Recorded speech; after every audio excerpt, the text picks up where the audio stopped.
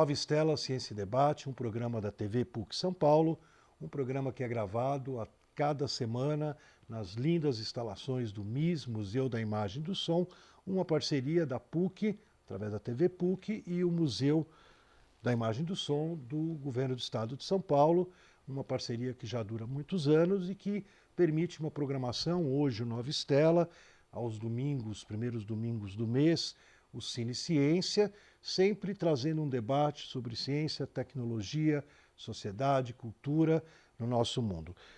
Muitos dos nossos convidados são professores da área da história da ciência, né, que busca refletir a ciência, mas como nosso telespectador ou YouTube espectador, né, já está acostumado, Nova Estela também traz pessoas de fora do mundo acadêmico e que realizem algum trabalho de reflexão, de ação em relação ao mundo que a gente está vivendo. Hoje é um desses dias que nós temos um convidado muito especial, Charles Grossman. Deixa eu pegar minha colinha. Ele é fundador do Idea Action, Ideias em Ação, Ideias com Propósito, empresa com foco em inovação, educação para a sustentabilidade, transformação através das ideias inovadoras que criam impacto social. Idealizador do circuito e mostra Rios e Ruas. A mostra Rios e Ruas foi lançada sobre o véu da crise hídrica, grave, né? Tá de novo aí pintando, no Parque Rios e Ruas 2014, já tem alguns anos, nominando o evento da plataforma de conteúdo Planeta Sustentável, do Grupo Abril, onde o conjunto das ações recebeu menção honrosa na ONU e projeto de impacto mundial. O Circuitos Rios e Ruas está na 4ª edição, com patrocínio da Caixa. Atualmente ele atua também como embaixador do Ministério do Turismo de Israel, dos pilares de esporte e aventura. Em sua trajetória profissional, fez parte do mundo corporativo em grandes multinacionais de consumo, Red Bull, Unilever e Häagen-Dazs, Colgate, etc, etc. Ele é de formação farmacêutico bioquímico, com especialização industrial e MBA internacional pela USP, Vanderbilt University. Bom, querido Charles, bem-vindo. Eu queria, antes de passar a bola para o Charles contar um pouco para nós essa história, como é que você foi sair de uma formação de farmacêutico bioquímico para uma atuação junto a ONGs, junto à sociedade civil, né? Eu queria contar para vocês que a parceria com o Charles nasceu no momento que a EDUC começou a organizar o lançamento da obra Faça-se a Água, a solução de Israel para um mundo com sede d'água. Nós tivemos aqui no Brasil Seth Siegel, o autor da obra, e o Charles, nessa movimento aí que nós fizemos para realizar o evento, aí abrindo a nossa Flipuc, né? Mas tanta coisa está acontecendo que fica meio esquentando a Flipuc, né? Com água quente, água fria, né? E com água. O Charles se juntou justamente para a gente programar junto uma mesa que acho que foi muito boa. Então, muito bem-vindo ao Nova Estela, Charles. E para onde a gente começa, né? Eu não sei se a gente começa um pouco falando de você, depois a gente volta um pouquinho, que eu quero que você comente aí como é que foi a experiência da água, né? Mas vamos lá, como é que você foi parar nesses circuitos todos, nessas aventuras todas aí de empreendedorismo com sustentabilidade? Eu vou tentar resumir essa trajetória. Primeiro, obrigado pelo convite, é um prazer. Eu sou muito grato dessa parceria com o professor Goldfarb. A gente realizou uma ação linda aí com a chegada do Seth Siegel. Mas antes de chegar nesse momento atual e nessa realização conjunta, contar um pouco. Na verdade, um foco em ciência e tecnologia, quer dizer, o meu background é, entre aspas, de cientista. Quer dizer, eu tenho uma formação de farmacêutico bioquímico com especialização em indústria e fiz uma parte de engenharia na Mauá, depois parei e segui esse processo. E eu tinha uma trajetória normal em área de técnica, de tecnologia, na área de ciências, né? Na área de farmácia e bioquímica, química e tal. E E muito rapidamente eu tive um insight nesse período, logo após o período de formação, de buscar uma experiência mais concreta em marketing e negócios. E é muito difícil na prática você ter uma formação acadêmica científica e depois migrar. Mas eu lembro que eu fiz sem entrar muito em detalhes, eu fiz uma estratégia para abordar o marketing das empresas farmacêuticas. E a primeira empresa que eu comecei a trabalhar foi a Boehringer Ingelheim, e foi criado um plano de trainee para mim, e logo na sequência eu tive uma sorte ou uma loucura, que me lançaram como um assessor da presidência de um grupo que era a quinta indústria farmacêutica na época. E aí eu tive uma experiência generalista dentro do mundo dos negócios e do marketing, e depois eu fui transitando da empresa, de lá fui para Johnson & Johnson, mas eu fui transitando para marketing e negócio, não com a especialidade necessariamente indústria farmacêutica, que é um pouco mais, o marketing ele é mais quadradinho no sentido da estratégia. Aí eu fiz uma migração para Colgate, Unilever, Red Bull, fiz startup das operações em 2 países da América Latina. E depois tive um caminho um pouco natural. Fiz um sabático fazendo um disco como cantor em Nova York. E depois, paralelamente, eu fui seguindo um caminho do empreendedorismo. Eu sempre tive uma certa inquietude, mesmo no mundo corporativo, desse insight das ideias, de como as ideias surgem. E na verdade, a IDAction, que é a minha empresa hoje, que resume um pouco tudo isso, é o que eu acredito do que é inovação, né? Inovação, na verdade, são ideias implementadas. A gente vê muitas vezes parte das nossas ideias realizadas no mundo, a gente fala, pensei isso, mas eu não fiz isso.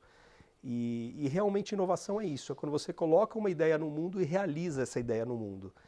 E meu último cargo, assim, foi um cargo basicamente de uma consultoria que virou uma posição, que eu fui consultor da Corpore, de branding, ganhei uma concorrência e acabei trabalhando numa ONG, né, que criou um mercado de corridas de rua.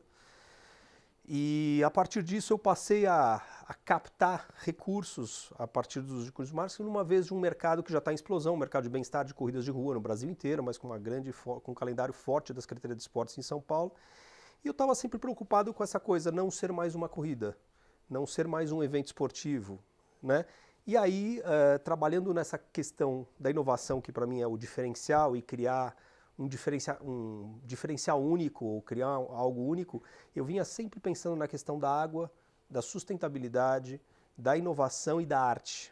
E aí teve todo um processo que daqui a pouco eu posso contar com um pouco mais de detalhes, que foi a concepção do circuito e mostra Rios e Ruas, que foi lançada a parte cultural antes e depois com o patrocínio da Caixa virou o circuito Rios e Ruas.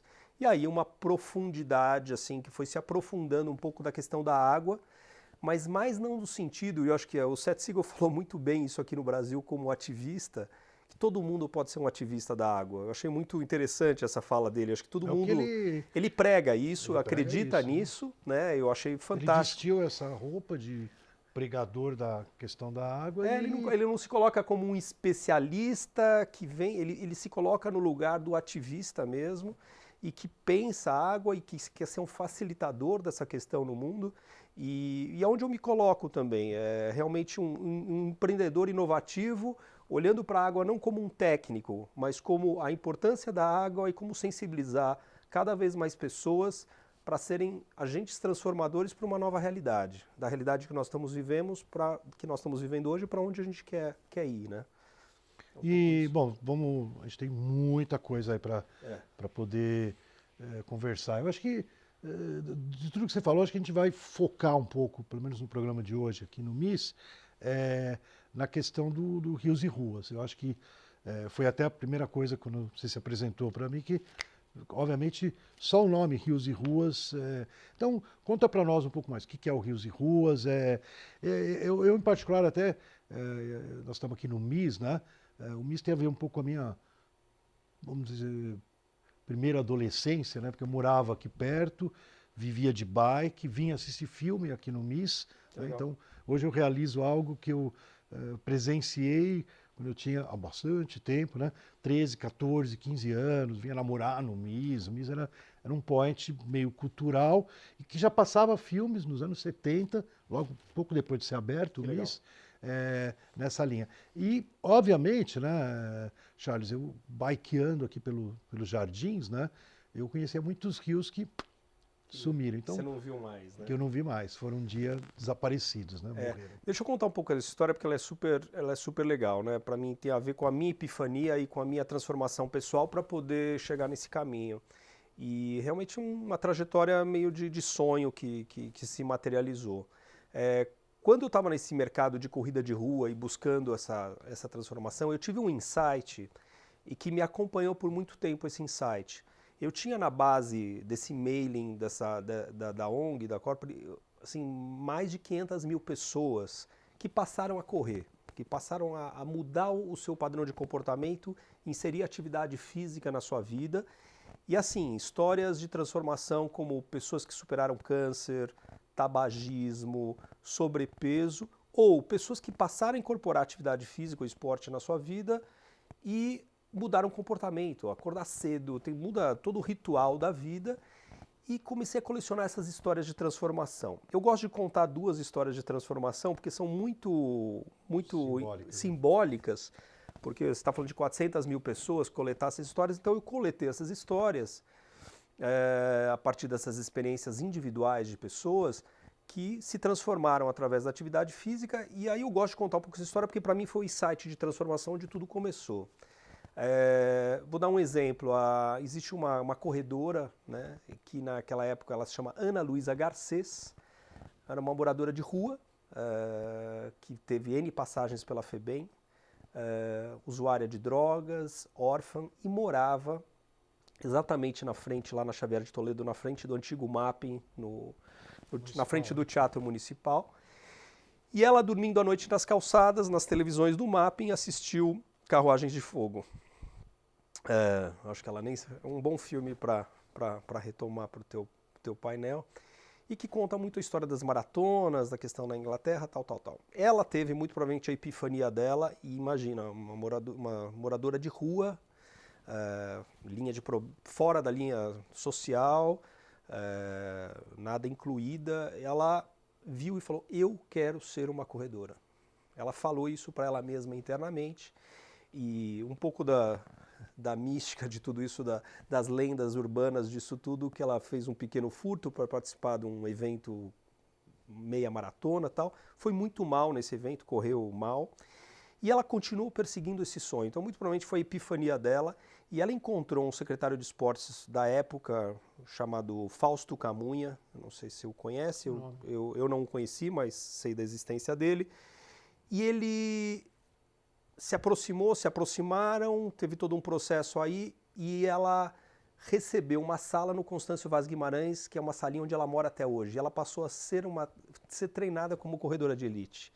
Hoje, a Ana Luísa Garcês é conhecida como Animal. Ela já participou de eventos do mundo inteiro, correndo até como atleta patrocinada, tendo um nível de receita e de padrão econômico, uma mudança do seu padrão econômico.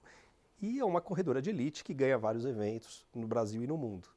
Big case esse. É um big case. Um outro case que eu gosto de citar, dentre essas coisas, é uma senhorinha japonesa chamada Dona Michiko Nakatani, ou Nakatami. Ela tinha 58 anos, uma vida extremamente sedentária. E ela tomava 10 comprimidos por dia e dizia nesse texto que ela mal se deslocava da sala de estar para a cozinha sem fazer isso apoiado no marido. Bom, foi num médico fazer uma consulta, o médico deu um cartão para ela amarelo com louvor, falou, foi bastante generoso e bastante duro com ela, na verdade, porque ele falou: olha, se a senhora não se cuidar, talvez a gente não esteja aqui para conversar nos próximos momentos, a senhora precisa entrar em movimento, a senhora precisa sair desse lugar. Bom, tomou um susto, e desse susto ela começou a fazer pequenas caminhadas, apoiada no marido no entorno da casa dela, de caminhadas viraram pequenos trotes. Isso ela tinha 58 anos, que a gente não pode chamar de idoso, mas pode chamar já de uma pessoa que tem uma certa experiência de vida. Hoje ela tem mais de 80, eu acho que 82, ela já foi 10 vezes recordista da São Silvestre, na idade dela, ou seja, ela completou provas de longa duração e foi na idade dela a grande vencedora em várias edições. Algo aconteceu com a vida dessas pessoas que foi extremamente transformador. Então, que eu falo que essas pessoas foram transformadas pela atividade física, mudaram o seu comportamento, mudaram a vida delas e foram agentes influenciadores do entorno delas. Então, qual era a ideia, qual é a sacada? Eu conversando com amigos pensadores de sustentabilidade na época, GV, tal, eu tinha um grande amigo, até hoje é uma experiência inovadora, bater papo com ele, Cândido, inclusive, citar o nome dele, e mostrei para ele esse conceito de água, sustentabilidade, corrida, tal. Primeiro me pegou mais um insight que era, qual era a definição de sustentabilidade? E é uma coisa muito simples, você é dessa área, educação, mudança de comportamento. Então qual foi o insight na época? Era pegar esse exército de pessoas que corriam, que mudaram o seu padrão de atividade física e transformaram, elevar o nível de consciência dessas pessoas que já são sensíveis para um novo patamar de consciência que é agentes educadores para uma nova consciência ambiental. E aí foi a concepção do projeto que a gente fala, que eu chamo de Circuito Mostra Rios e Ruas. Mas esse próprio amigo Rios e Ruas e Mostra Rios e Ruas. Mas de onde vem o Rios e Ruas? Aí eu acho que aí vem desses dois insights.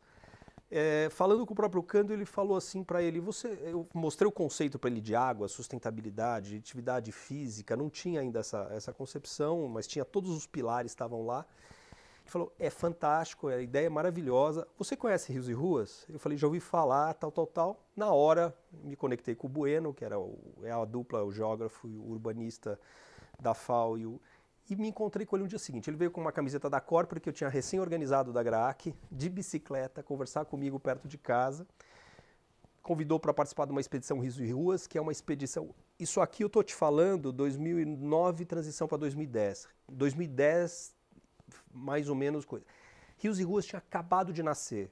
Rios e Ruas nasceu do encontro do Bueno com o Luiz de Campos, já um geógrafo que já fazia um trabalho sobre os rios invisíveis de São Paulo, que eu vou contar um pouquinho disso dentro das escolas, e o encontro com ele levou a essa visitação in loco, de ir para as ruas, resgatar esses rios invisíveis, essa história dos rios invisíveis de São Paulo, que eu vou comentar um pouco.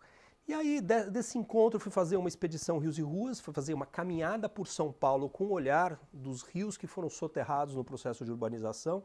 Então, na prática, São Paulo são mais de 300 rios ou 4.500 quilômetros de curso de água que foram soterrados num processo... 300 rios. 300 rios catalogados, mas a gente sabe que é até mais que isso. O mapa hídrico de São Paulo é o mapa invisível de São Paulo. A gente vê o Pinheiros, a gente sabe do Tietê, a gente vê o Tamanduateí, mas a gente tem grande parte dessa malha hídrica de São Paulo soterrada embaixo do asfalto, né? Abaixo das ruas, dos rios que foram canalizados. Exemplo, a Avenida Pacaembu é o Rio Pacaembu, a 23 de Maio é o Rio Itororó, a 9 de Julho é o Rio Saracura. Então você via esses rios serpenteando por São Paulo há 80, 100 anos atrás. Alguém de cabelo branco que hoje mora nas ruas de São Paulo viram essa história, contam essa história. Então, assim, até uma fala do Rios e Ruas muito bonita é: ache os homens de cabelo branco, os senhorzinhos de cabelo branco, que eles têm uma história para contar, né? E aí eu fui fazer uma expedição de rios e foi a minha epifania. Foi essa história de, nossa, existe essa água em São Paulo, esses rios. E aí foi exatamente assim, eu levei essa experiência foi transformadora para mim. E aí, dentro desse processo de inovação, um dia eu acordo de manhã e eu escrevo num papel: rua, rio, mostra cultural, arte. Então, eu concebi um projeto nas leis de incentivo chamado Mostra Rios e Ruas, que era nada mais do que intervenções urbanas e uma mostra cultural reconectando o cidadão urbano com a natureza, os rios invisíveis de São Paulo. Então, na verdade, hoje o que é o Circuito Rios e Ruas, né? Existe uma iniciativa que eu me inspirei nela, que é o Luiz de Campos Júnior, que é o geógrafo da USP, que já fazia um olhar... Não, ele tinha um olhar sobre... Ele falava dentro das escolas sobre os rios soterrados de São Paulo como geógrafo. O encontro com um urbanista, com o Bueno da FAO, levou isso para a rua, através de uma expedição. Por quê? Porque existe uma fala muito poderosa, que foi a fala transformadora para mim, que a cada 200 metros de qualquer lugar que você esteja em São Paulo, você tem um rio, um curso d'água, em qualquer lugar. Isso é muito transformador, saber que em qualquer lugar de São Paulo, a menos de 200 metros, você tem um curso d'água. Isso é muito transformador. Isso é qualquer cidade ou é a nossa cidade? São Paulo e grande parte dos centros urbanos. Grande parte dos centros urbanos. Eu diria que isso acontece no Rio de Janeiro, em Porto Alegre, Recife, Nova York, Paris e assim por diante. Paris, a revitalização do Sena é uma experiência. Seul agora. E Nova York e Wonkers, tem vários cases mundiais que trazem isso. Tem um filme que apareceu chama Lost Rivers. Lost Rivers, que é um filme que foi apresentado pelo Festival de Cinema de Sustentabilidade, Ecofalante, Festival Ecofalante do Guariba, que apresentou esse filme e mostra o case de Wonkers de Nova York. Então, é um movimento mundial, né? Essa questão. Na verdade, foi uma decisão de um processo urbanístico que decidiu uma vontade de, dentro de um processo de urbanização, na questão da construção das ruas e avenidas, transformar grandes córregos, fluxos de água em ruas e rios e riachos, que se transformaram em ruas e rios. Então, esse insight é muito transformador, E aí, para mim, foi isso. Quer dizer, as pessoas correm no espaço urbano e aí eu criei um conceito que é assim, a reconexão do homem urbano com a natureza. E o que é a grande crise de sustentabilidade do mundo hoje? É o nosso distanciamento da natureza. E o nosso distanciamento de nós mesmos, a nossa natureza. Nós somos 70% água, o planeta é 70% água. E nós, cada vez mais, estamos nos distanciando dessa própria natureza. E você que, antes de aprofundar, tem muitas nuances aí. Mas uma mais chão, assim, né? Por que aconteceu isso? Quer dizer, você vai dizer, o homem se afastou da natureza, isso é meio óbvio, mas especificamente nesse caso, por exemplo, aqui, como você falou, não sei exatamente a quantos metros do MIS, passava um rio. Sabe onde está Gabriel Monteiro da Silva? Sim, lógico. Então, ali... É o Rio Verde. O Rio Verde. Na verdade, a gente chamava ele também de Rio Pinheiros ou Rio Pinheirinhos, mas na verdade era porque ele desemboca no Pinheiros. Ele desemboca no Pinheiros, né? Ele era um rio, por exemplo, eu morava perto da Iguatemi, que virou a Faria Lima. Que é um rio Iguatemi. É um rio Iguatemi ali. O rio Iguatemi, em Tupi-Guarani, existe o rio Iguatemi, e em Tupi-Guarani e Iguatemi se chama Rio Ondulante. Então, você sabe que quando ele desapareceu quando fizeram o shopping Iguatemi. Exatamente. Então, exatamente isso que eu te pergunto. Qual a necessidade de enterrar o rio? De repente, você entende? Eu nasci, cresci com aquele rio. Né? Quando chovia muito, não sei de onde vinha a água, eu não sei a nascente desse rio. Devia ser algum lugar para o lado da Rebouças, que devia ter uma mata.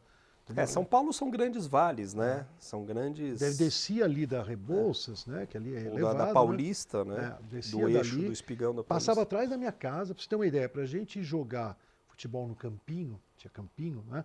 A gente pulava o muro da casa de um dos meninos, pertinho... Que ano que você está falando isso, mais ou menos? Começo da década de 60. Tá. Né? A gente pulava o muro e para chegar no campinho, a gente passava pelo rio. Quando chovia muito, o rio era... A gente se molhava para chegar no campinho, né? E mais ainda, ali ele era estreito. Quando chegava na Iguatemi, onde agora é o Shopping Iguatemi, certo, ele passava por debaixo da Iguatemi com uma ponte, né? Quando ela subia muita água, caudalosa, assim, ficava aquela corrente, a gente se assustava, chuvas grandes de São Paulo dos anos 60. Eu me lembro uma vez que um garoto se protegeu debaixo da ponte, a água subiu, ele bateu a cabeça e ele morreu. Foi um choque. Um amigo teu? Não, alguém do bairro, né, que passava por ali, foi se proteger embaixo da ponte. E a água subiu tão forte que ele bateu a cabeça. Ele perdeu o controle, ele bateu a cabeça e ele morreu. Foi talvez uma das primeiras experiência mortes forte, né? Que eu vi na vida. Né? Então, todo esse mundo, quando o Iguatemi estava sendo construído, demorou muito tempo a obra, foram vários anos, eu acompanhei, eu vivia lá dentro de bike, entendeu tudo, aquela estrutura do Iguatemi, mas a lateral continuava passando o rio. Até que um belo momento, começou a chegar uns puta-tubo, não sei o que lá, e o rio desapareceu. Acabou o rio. Né? Apareceu o Iguatemi, Roberto Carlos foi lá inaugurar, em 67, eu tinha 10 anos. Né? E aquilo para mim foi muito estranho. O rio Você foi na inauguração do Iguatemi? Fui na inauguração do Iguatemi. O show do Roberto Carlos, que barato. em 1967, imagina. Fantástico. Mas diga assim, por que o rio tinha que desaparecer? Por causa da obra urbana? Olha, é super interessante essa questão e, novamente, eu acho que tem grandes tecnólogos para explicar todo esse processo de urbanismo e as decisões urbanísticas que São Paulo, as grandes cidades do mundo foram construídas. Mas certamente uma coisa para pontuar, isso foi uma decisão de um processo urbanístico que basicamente, tem um filme, se vocês entrarem depois dentro do Circuito Rios e Ruas, no site, Mostra Rios e Ruas, desculpa, Plataforma Rios e Ruas, tem 2 vídeos, um do Caio Ferraz, que é Entre Rios, que conta a história de urbanização de São Paulo, e tem um filme animado muito legal, que conta exatamente a tua pergunta desse processo caótico da transformação de São Paulo. Mas de uma forma muito resumida, em algum momento, quer dizer, com esse grande processo de população, de crescimento de população, os rios se transformaram em ruas e avenidas por uma decisão progressista de desenvolvimento urbano, onde basicamente para ocupar mais carros, o desenvolvimento da indústria automobilística e assim por diante, se tomou uma decisão de soterrar os rios que foram canalizados. Hoje a gente tem grandes inundações pelo processo até inverso, porque o que acontece? Como os rios foram canalizados e retificados, como é o caso do próprio Pinheiros na Marginal, você vê as fotos antigas, ele serpenteava a cidade como se fosse o Rio Amazonas, era uma imagem incrível e tem isso no site também, você olha e fala, nossa, isso não era o nosso Rio Pinheiros, tem uma imagem de contraste antes e depois. Olha, eu vou ter que te interromper. Sim. O tempo da TV assim voa, né? Sim. O Nova Estela está terminando, eu acho que a gente tem que aprofundar, vou convidar o Charles Grossman, o nosso convidado de hoje da ID Action, né? Ideias em Ação, Ideias em Propósito, que nos contou uma história muito boa que nós vamos retomar. E o Nova Estela Ciência e Debate vai se despedindo aqui no MIS, esperando ter o nosso telespectador novamente conosco na semana que vem ou a qualquer momento no YouTube, sempre com novas ideias, novas estrelas no horizonte.